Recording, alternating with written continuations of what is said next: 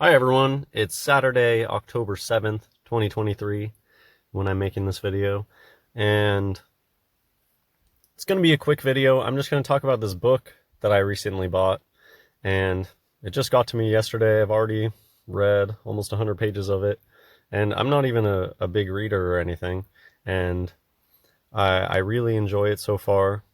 I think that the author was really careful about this book, and read the introduction if you're going to read it. And yeah, I mean, I'm personally the kind of person, I get triggered and turned off by the littlest thing. I get triggered by people saying planet and stuff like that. And I can say so far I haven't really been triggered at all in this book. I think the author might even know about flat earth, because they mention multiple times face of the earth. You just notice how people speak sometimes. There's a part where he starts to talk about the separation of science and religion, and even mentions Galileo, I think, but doesn't go into detail about spaceball stuff, and doesn't affirm like, oh, now we live on a ball. And he mentioned multiple times later face of the earth. So my sneaking suspicion is that maybe this author knows about flat earth, which that's the kind of thing that triggers me, honestly. If I'm reading a book and they start talking about, and it's like a religious book, but then they start talking about outer space, and that really takes me away from it, and I have a hard time enjoying things. So I've just appreciated that when I read face of the earth multiple times. And so I think that this gets into an important concept of, it's an umbrella. Do you hear a lot of times umbrella corporations, and it's, the rabbit hole is the false, it's the trap. The rabbit hole is a trap. Conspiracy and big truths, they're all encompassing ideas. They're big umbrellas, not going deeper and deeper into a rabbit hole. That's not helpful, and it's not the way that it works. That's too narrow-minded to chase rabbit holes. And so I love stuff that puts multiple topics together, instead of getting into the minutia with the fine-tooth comb.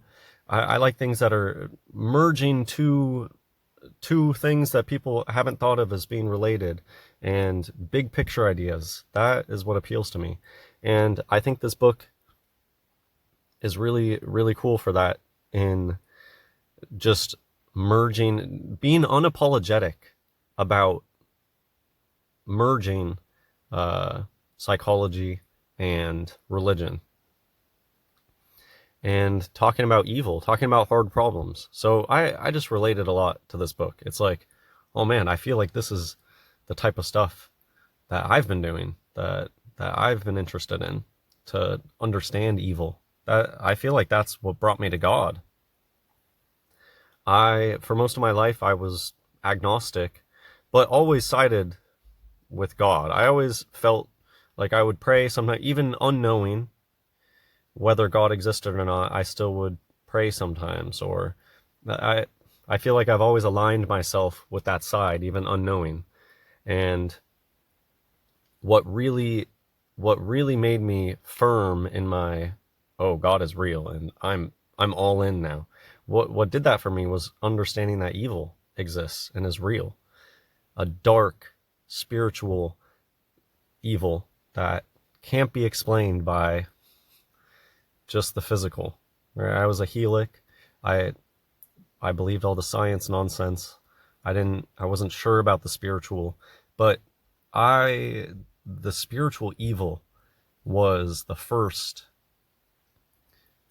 solid, it's what brought me to God, to see Satan in the face, to see these people who were clearly following Satan and influenced by demonic forces.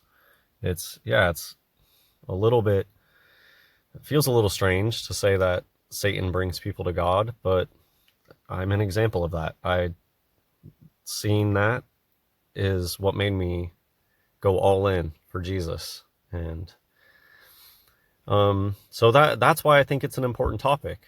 And so another reason I really liked this book is just in the introduction, because it just goes along with a lot of things that I feel. Like, I feel like it's important when you're talking about evil stuff to tell people, don't dive into this. Don't go out and buy a ton of alchemy books. Don't really get like too interested in the evil. It's fine to expose it, to understand it to a level so that you're not deceived by it, but to not study it. And I just liked how the beginning of this book is like taking a step back and self-evaluation. So important. Is what I'm doing okay? Is it okay to write a book about evil? So yeah, that's it. I don't want to talk about the contents of the book yet necessarily, because I don't know, maybe some of you will be interested. Have any of you read this book before? And I know that this is the sort of thing that a lot of you might be interested in. Just getting a book and like a book club thing. I don't know. I don't want to say book club, but you know, I want to wait in case some of you are interested in this and possibly discussing it, because a friend of mine, so I guess to talk more about the umbrella thing, there's a lot of people out there learning about narcissists, and I think that there's a connection between what I personally have been studying with the bapho society. There is something about the bapho society that breeds narcissists. And so I really do feel like there's a connection there. And this connection between people who are inherently evil, like, it almost makes me think of like years and years ago when I was not quite as understanding about everything.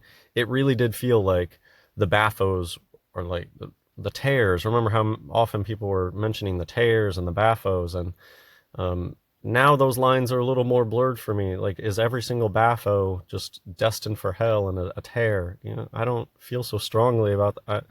I'm not to judge, but I just see all the connections between people who are waking up to narcissists and the pure evil, the demonic forces behind narcissism.